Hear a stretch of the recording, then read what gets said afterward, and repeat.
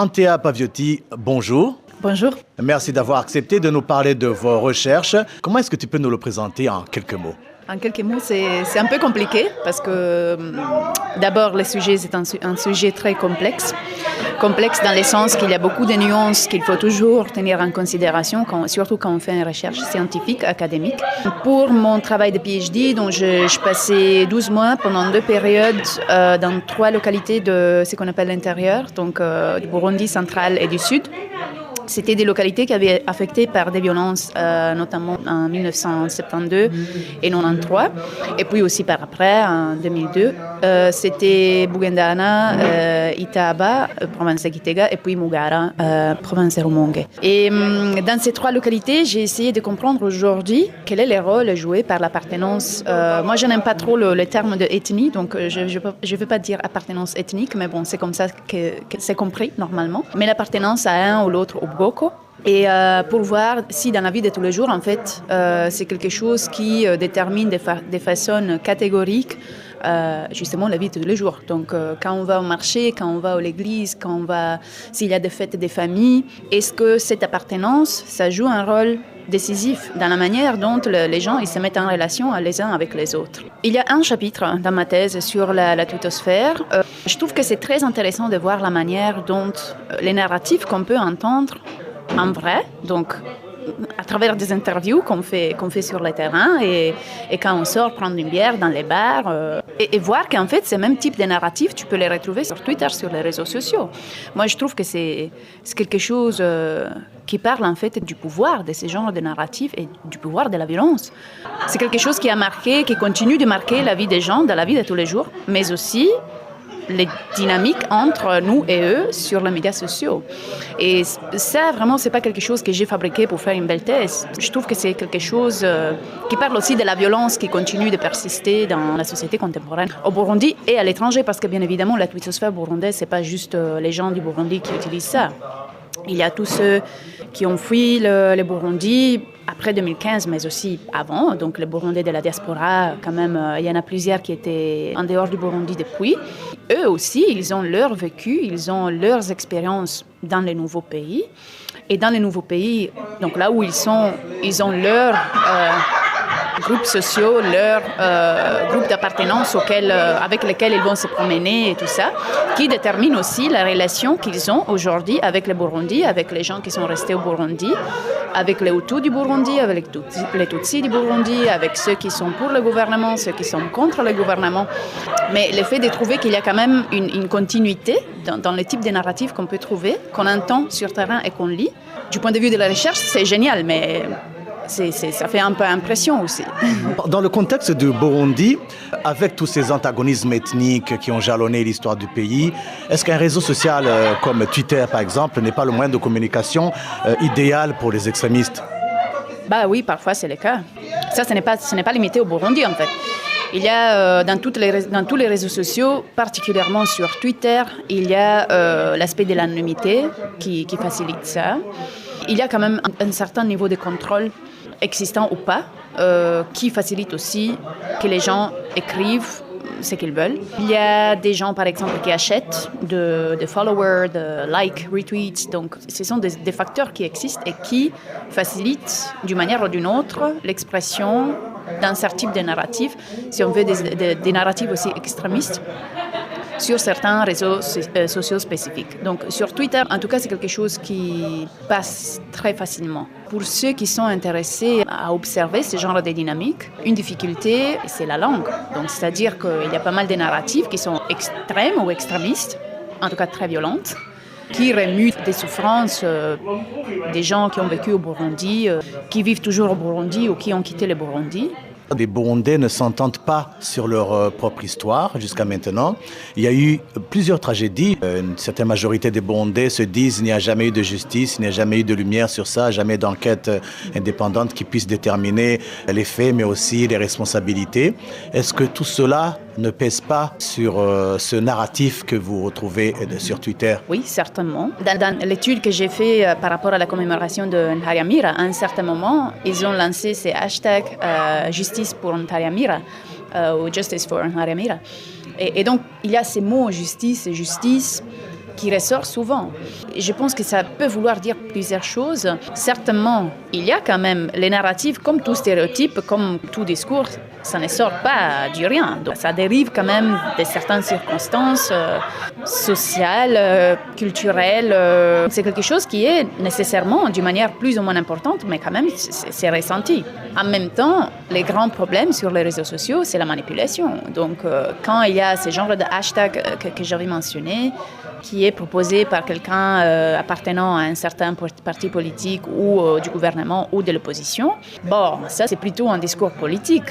Et les discours politiques, c'est une narrative aussi qui va se baser et qui va essayer de stimuler un ressenti qui est quand même là. Or, ce n'est pas que tous les Burundais ont le même ressenti envers les mêmes choses, avec la même intensité, mais ça existe. Et donc c'est un peu ça le danger en fait. Je pense qu'on a besoin aujourd'hui, au Burundi comme ailleurs, on a besoin d'une certaine éducation à l'utilisation des réseaux sociaux parce que si ce ressenti dont je parlais est très fort et envers un sujet spécifique sur lequel on ne transige pas, ça risque de blesser beaucoup. Et donc, et parfois, pourtant, c'était juste de la manipulation. Donc ce n'est même pas vraiment les droits à la vérité ou quelque chose qu'on dit, non, j'ai fait des recherches, c'est ça ce qui s'est passé et maintenant on veut justice pour ça. Très souvent, ce n'est même pas le cas. Pourtant, avec des slogans, avec tu vois, des phrases très efficaces, très directes et très fortes, les gens ils sont soi-disant victimes, donc entre guillemets, de ce genre de discours. WhatsApp alors c'est encore pire, parce que WhatsApp c'est vraiment un contact très très très personnel.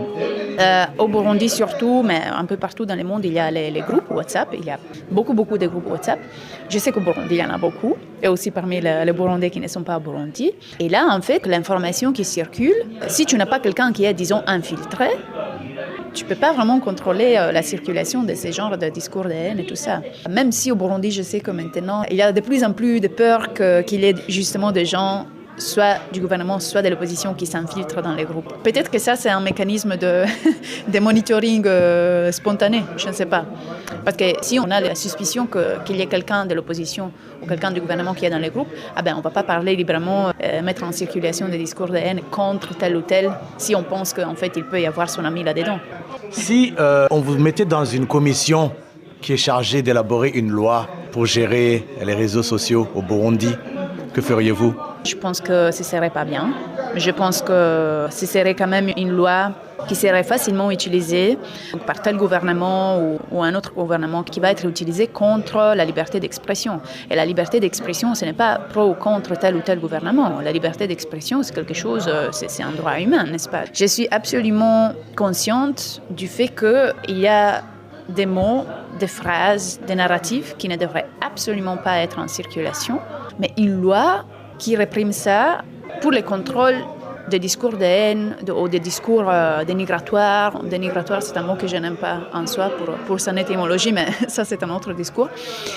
Donc, des discours offensifs et tout ça, ça, ce serait une bonne chose. Mais le problème maintenant, dans un pays comme le Burundi, où les références de ce qui est vrai, ce qui est bien, ce qui est mauvais, ce qui est vrai, ce qui est faux, sont quand même très floues. Et c'est un grand défi d'arriver à faire une loi pareille. Or, le problème, c'est qu'aujourd'hui, je sais qu'il y a ce débat quand même dans le milieu des médias au Burundi sur le contrôle des réseaux sociaux, en fait. Et c'est pourquoi je dis que je suis absolument contre ça, en fait. Parce que je pense que la manière dont cette loi pourrait être conçue et comprise, c'est perçu comme une loi qui pourrait, en fait, restreindre la liberté d'expression à cause du contexte politique contemporain du Burundi. Alors Antea, je vous ai donné rendez-vous dans un bar burundais qui se situe dans le quartier Matonge, le quartier africain de Bruxelles, juste pour que vous puissiez un peu vous remémorer les belles choses que vous avez vues au Burundi. Alors tiens, durant votre séjour au Burundi, qu'est-ce que vous avez aimé du pays ?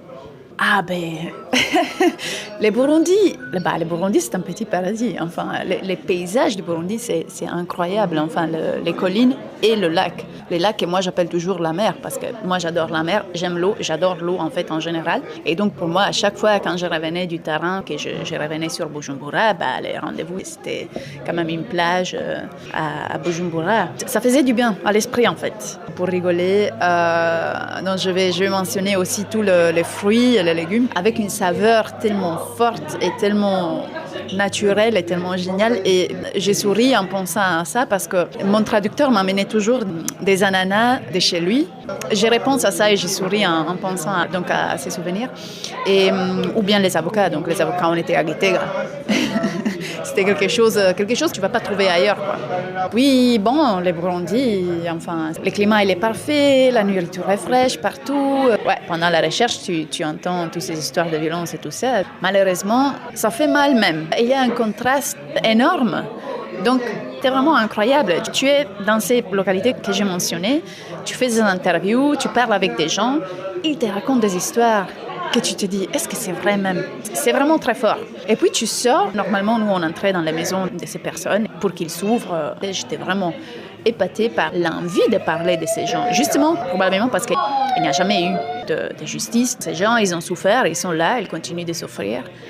Et nous on arrive, il y a un Muzungu avec un étranger qui arrive.